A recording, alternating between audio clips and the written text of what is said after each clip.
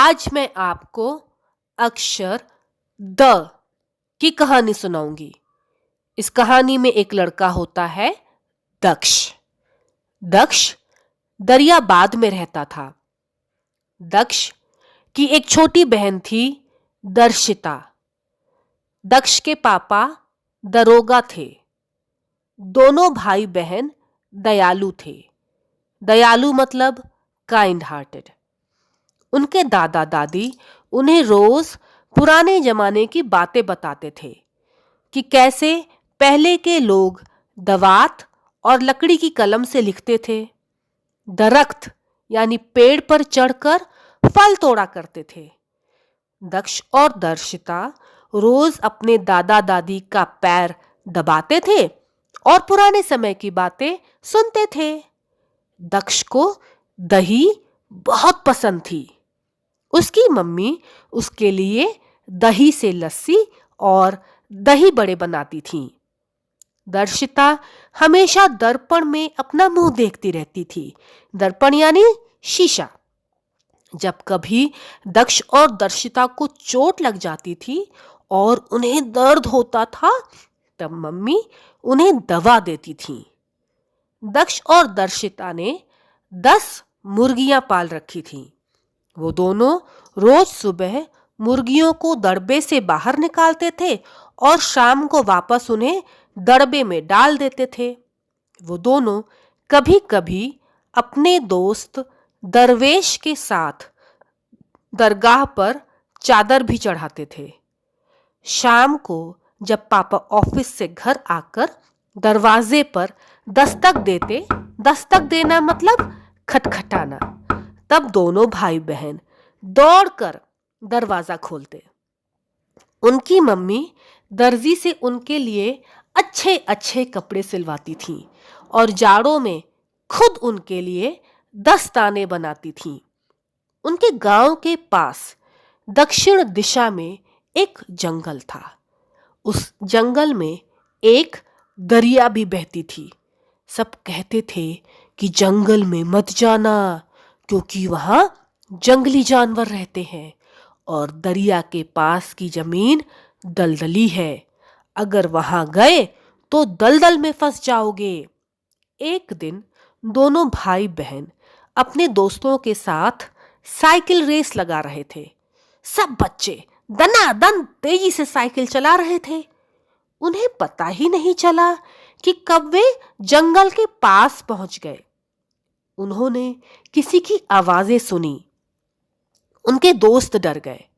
उन्होंने कहा, अरे ये तो शेर की दहाड़ है। दक्ष ने कहा, नहीं, यहां शेर नहीं है। लगता है कोई मुसीबत में है और उसे मदद चाहिए। उनके दोस्तों ने कहा, ज्यादा दयावान न बनो, चलो यहां से।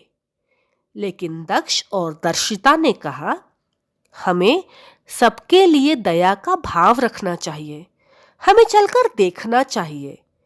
वे धीरे धीरे छुप छुप कर दरिया के पास पहुंचे तो उन्होंने देखा कि जंगल के कुछ पेड़ों में आग लग गई थी। वो पेड़ दहकने लगे थे।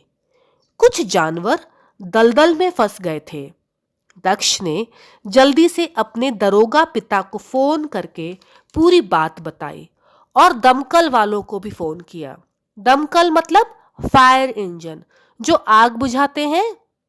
जल्दी ही दमकल वाले पुलिस और गांव वालों के साथ जंगल में पहुंच गए। सब ने मिलकर आग बुझाई और दलदल में फंसे जानवरों को भी बाहर निकाला। दक्ष और उनके दोस्तों के घर वालों ने कहा कि साइकिल रेस लगाकर इतनी दूर आकर तुमने दंड पाने का काम किया है। दंड मतलब पनिशमेंट, सजा। लेकिन उसके कारण जंगल में लगी आग के बारे में पता चला और जंगल और गांव दोनों जलने से बच गए। इसलिए अब तुम्हें दंड नहीं, इनाम मिलेगा। सब बच्चों को कई दर्जन चॉकलेट खाने को दी गई और खुशी से उनके चेहरे दमकने लगे। अच्छी लगी कहानी? इस कहानी से हमने कई शब्द जाने जिनसे द व्यंजन की ध्वनि आ रही है। चलिए उन शब्दों को दोहराते हैं। दक्ष, द दक्ष। दरियाबाद, द दरियाबाद। दर्शिता, द दर्शिता। दरोगा, द दरोगा। दवात, द दवात। दरख्त, द दरख्त। दही, द दही। दही बड़ा, द दही बड़ा। दर्पण, द दर्पण। दर्द, द दर्द। दवा, द दवा। दड़बा, द दड़बा। दरवेश, द दरवेश।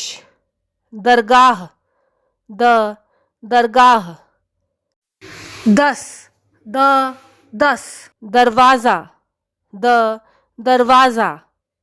दस्तक, द दस्तक। दर्जी, द दर्जी। दस्ताना, द दस्ताना। दक्षिण, द दक्षिण।